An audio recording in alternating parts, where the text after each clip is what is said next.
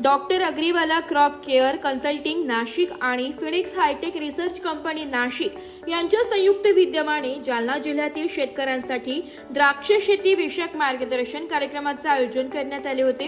या कार्यक्रमात नाशिक जिल्ह्यात द्राक्ष बागांची लागवड व व्यवस्थापन कशा पद्धतीने केले जाते याबाबत सविस्तर मार्गदर्शन डॉक्टर अग्रीवाला क्रॉप केअर कन्सल्टिंगचे संचालक विष्णू गव्हांडे यांनी केले।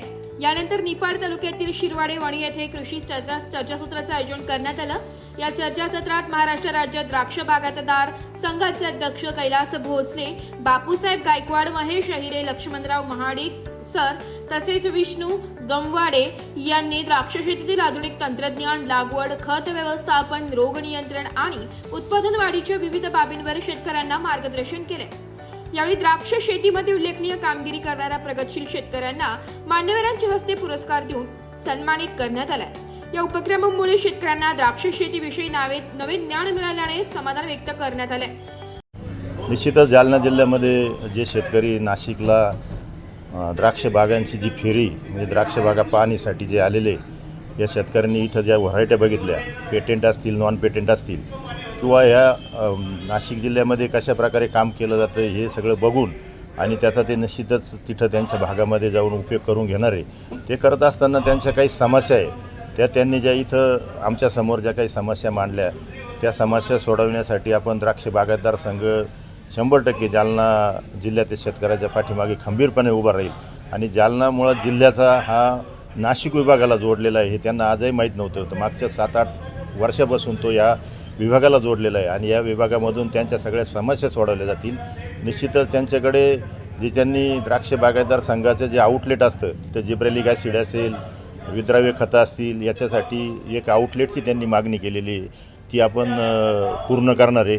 निश्चित तिथं एक आउटलेट देऊ आणि लवकरच आम्ही तिथं जाऊन फेरी मारून त्यांच्याकडे शिवार फेरी करून त्यांना आउटलेट देऊ। दुसरी जी त्यांची मागणी होती का लॅबोरेटरीज पान देठ परीक्षणासाठी लॅब तिथं असायला पाहिजे। आता ती लॅबची जरी आपण तिथं नसेल तर एका दिवसामध्ये लगेच तिथं आपण त्या आउटलेटला सगळे सॅम्पल जमा करून आणि ते सगळे ओझर येथे जी लॅब आहे द्राक्ष बागायतदार संघाची त्या लॅबमध्ये पान देठ परीक्षण करून आणि त्यांना ते रिपोर्ट त्याच दिवशी पोहोचवण्याची किंवा व्हॉट्सअपद्वारे मेलद्वारे आपण व्यवस्था करून देऊ अशी आपण त्यांना सगळ्या सुविधा उपलब्ध करून देणार आहे। नमस्कार, मी डॉक्टर ॲग्रीवाला संचालक जी आमची टीम संपूर्ण महाराष्ट्रामध्ये ॲग्रिकल्चरमध्ये कन्सल्टिंगमध्ये काम करते। मग याच्यामध्ये तुम्हाला प्रत्येक पिकाविषयी मार्गदर्शन आणि त्यासाठी शेतकऱ्यांना येणाऱ्या अडचणी आपण त्या संपूर्ण महाराष्ट्रातील शेतकऱ्यांसाठी नक्की सोडवण्याचा प्रयत्न करतो। आणि आज कार्यक्रमाचा जो उद्देश होता की जे जालना जिल्ह्यातील शेतकरी असतील किंवा इतर महाराष्ट्रातील शेतकरी असतील त्या शेतकऱ्यांसाठी आपण आज अभ्यास दौरा त्या ठिकाणी आयोजित केला होता। आता अभ्यास दौऱ्यामध्ये आपण नवीन आलेल्या ज्या व्हरायटी असतील, मग तुमचे पेटेंट असतील किंवा इतरत्र सार्वत्रिक ज्या व्हरायटी असतील या व्हरायट्यांमध्ये जे आधुनिक तंत्रज्ञान ते आपण कसं उपलब्ध करू शकतो या संदर्भात आपण आजच्या पूर्ण दौऱ्यामध्ये जी माहिती आपण शेतकऱ्यांपर्यंत पोहोचवलेली आहे आणि शेतकऱ्यांना नक्कीच त्याचा चांगला फायदा त्या ठिकाणी होणार आहे।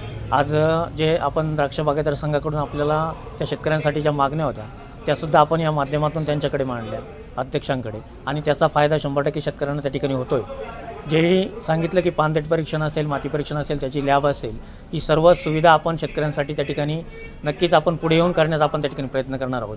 आणि आपला उद्देश एवढाच आहे की शेतकऱ्यांसाठी आपण जे काम करतो आहे ते अविरत आपलं चालू राहील, जे आज करतो आहे ते शेवटपर्यंत त्या ठिकाणी चालू राहील आणि शेतकऱ्यांचा जो आशीर्वाद आहे त्यांच्यामुळेच आज आपण इथपर्यंत पोहोचलेलो आहे आणि त्या आशीर्वादामुळेच आपण जे करतोय ते इथून पुढे चालू राहील अशी आशा व्यक्त करतो। आणि ब्युरो रिपोर्ट, नाशिक लोकशाही न्यूज, नाशिक।